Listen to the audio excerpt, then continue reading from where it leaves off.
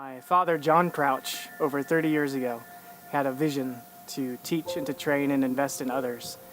He's a physician and he wanted to start a residency program in Tulsa, Oklahoma, where he could teach and train young physicians to be prepared to work overseas and use medicine as a ministry to bring the gospel to others.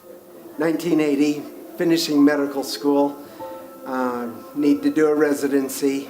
Started hearing about a vision for a Christian residency at Oral Roberts University. Vince Licata, best friend, and I, both with that same interest of being a part of something like that. Vince went back to do the interview to Tulsa, Oklahoma, and said, there's some strengths, there's some weaknesses, but there's one thing I'm sure about. There's a guy there named John Crouch, and he's solid. I think we ought to do it.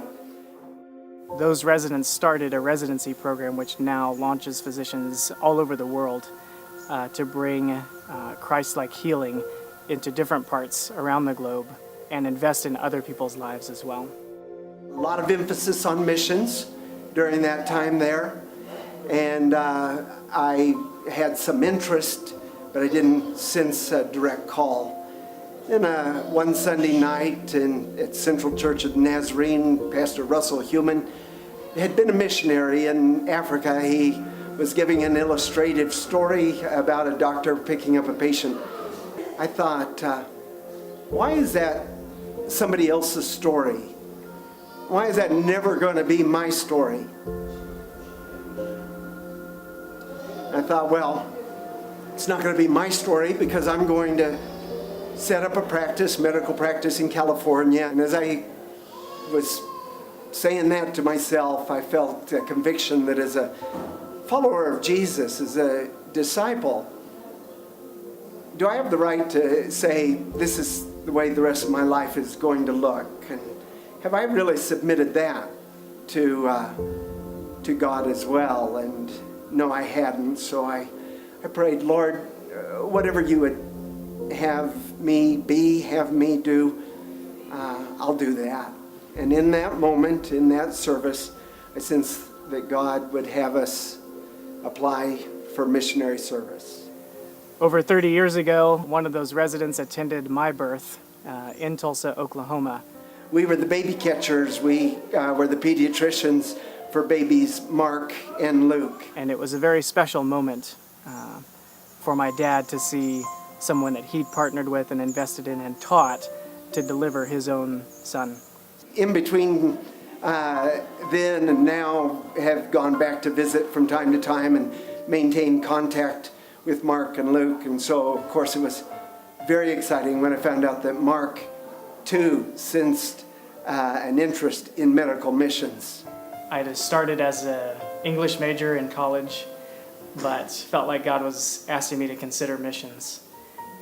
Because my dad had a background in medical missions, I had the connections, I knew how to explore it. And when I did, I found that you could have a very, very intentional and deliberate impact in people's lives, especially when they're in their most vulnerable states. That really drew me into medicine. So I changed my major, I went to medical school.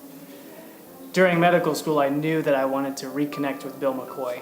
He allowed me to speak into his life and his decisions, his choices as to where he would go and what he would do and how he would prepare. And that was a great privilege.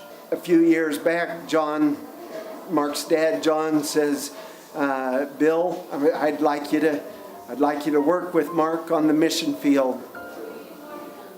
No greater privilege, no greater joy. It was a real privilege to reconnect with my mentor, with Bill.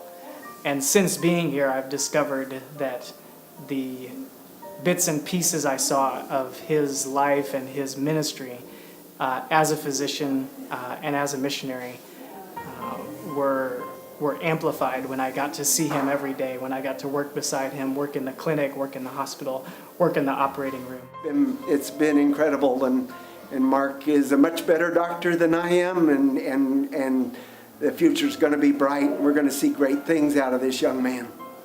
There are specific moments where I feel like Bill and only Bill could really invest in me and teach me something about a patient or about a ministry opportunity or about what it means to serve as a missionary.